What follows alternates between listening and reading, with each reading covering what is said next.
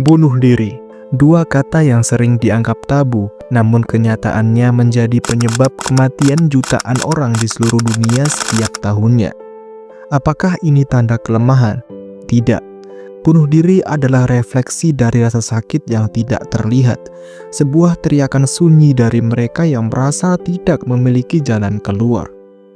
Dalam video ini, kita tidak akan sekedar berbicara tentang data atau fakta, tetapi juga menggali lebih dalam tentang pengalaman manusia, cerita nyata yang menginspirasi, dan bagaimana kita semua dapat berperan dalam menciptakan dunia yang lebih peduli. Bunuh diri bukan hanya soal rasa sakit seseorang, tetapi juga soal bagaimana kita sebagai masyarakat merespon rasa sakit itu. Mari kita buka hati dan pikiran untuk memahami lebih dalam, karena dari pemahamanlah langkah menuju perubahan dimulai.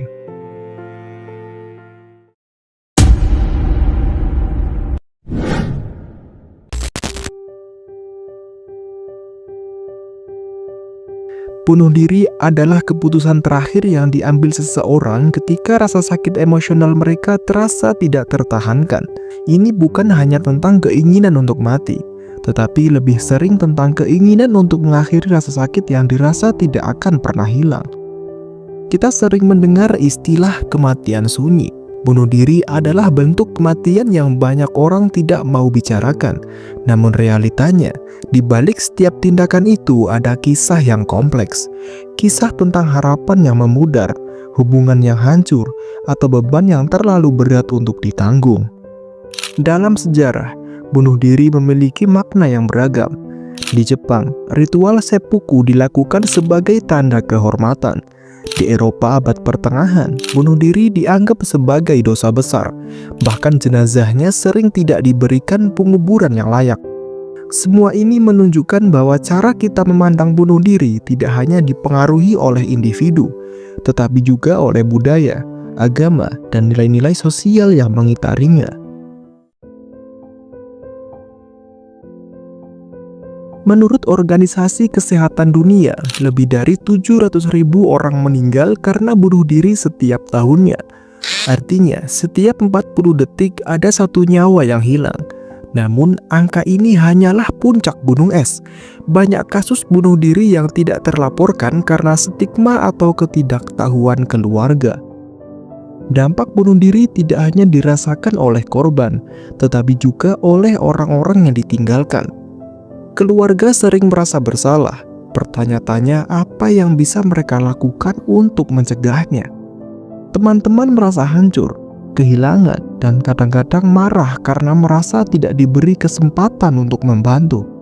Studi menunjukkan bahwa mereka yang ditinggalkan oleh seseorang yang meninggal karena bunuh diri memiliki resiko lebih tinggi untuk mengalami gangguan mental, termasuk depresi dan trauma.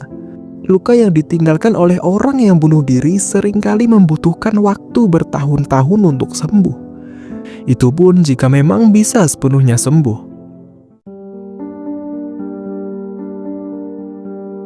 Tidak ada penyebab tunggal untuk bunuh diri.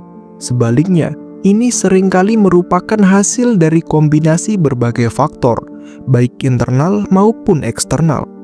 Faktor internal mencakup gangguan mental seperti depresi, gangguan kecemasan, PTSD, atau gangguan bipolar.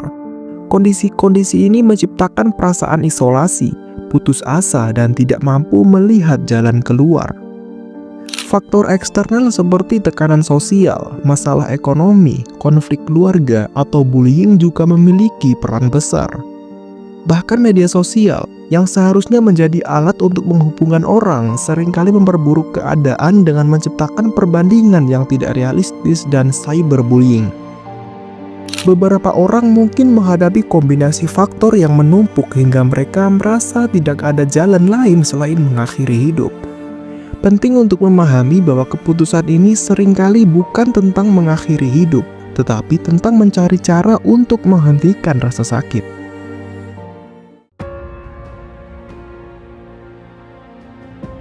Terkadang, tanda-tanda bahwa seseorang sedang berjuang terlihat jelas, tetapi seringkali tanda-tanda itu tersembunyi. Beberapa tanda yang perlu diperhatikan antara lain: 1. Berbicara tentang ingin mati, merasa menjadi beban, atau tidak memiliki alasan untuk hidup. 2. Perubahan suasana hati yang drastis, baik itu tiba-tiba menjadi sangat bahagia atau sangat sedih. 3. Menarik diri dari keluarga, teman, atau aktivitas yang dulu disukai. 4. Menyelesaikan urusan seperti menulis surat wasiat atau memberikan barang-barang pribadi yang berharga. Jika kamu melihat tanda-tanda ini, jangan abaikan.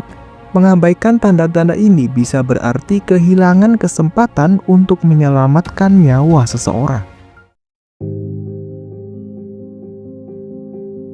Membantu seseorang yang berpikir untuk bunuh diri membutuhkan keberanian, empati, dan kesediaan untuk mendengarkan tanpa menghakimi.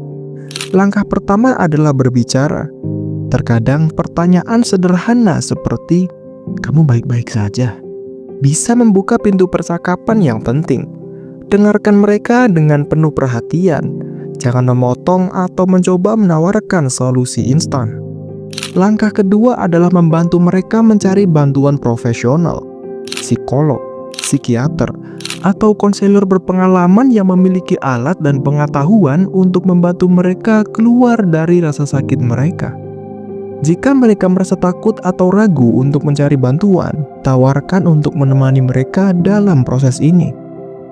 Langkah ketiga adalah tetap hadir. Proses pemulihan tidak terjadi dalam semalam.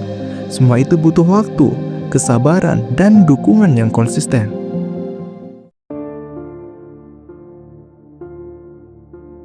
Ada banyak kisah inspiratif dari orang-orang yang berhasil melewati titik terendah mereka.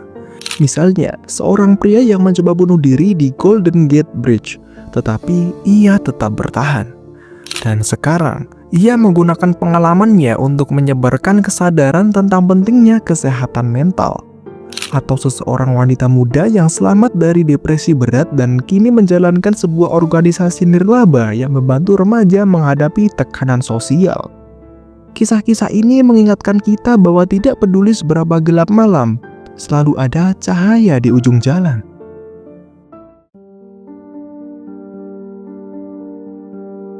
Sebagai masyarakat, kita memiliki peran besar dalam mencegah bunuh diri. Kita perlu menghilangkan stigma tentang kesehatan mental dan mulai menganggapnya sama pentingnya dengan kesehatan fisik. Edukasi adalah kunci.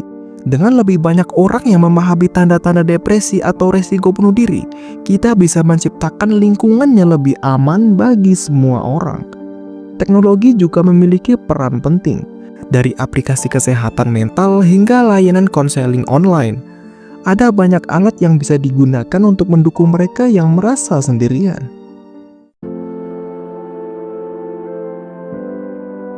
Bunuh diri adalah masalah yang kompleks, tetapi itu bukan akhir dari segalanya. Dengan mendengarkan, memahami, dan menunjukkan bahwa kita peduli, kita bisa membantu menyelamatkan nyawa. Dan jika kamu merasa terjebak, ingatlah bahwa kamu tidak sendirian. Ada orang yang peduli dan ingin membantumu. Dan jika kamu mengenal seseorang yang sedang berjuang, jadilah cahaya dalam kegelapan mereka. Karena meskipun malam terasa panjang, matahari akan selalu terbit. Terima kasih telah menonton video ini hingga selesai. Semoga video ini membawa harapan bagi mereka yang membutuhkannya. Mari kita bersama-sama menciptakan dunia yang lebih penuh harapan.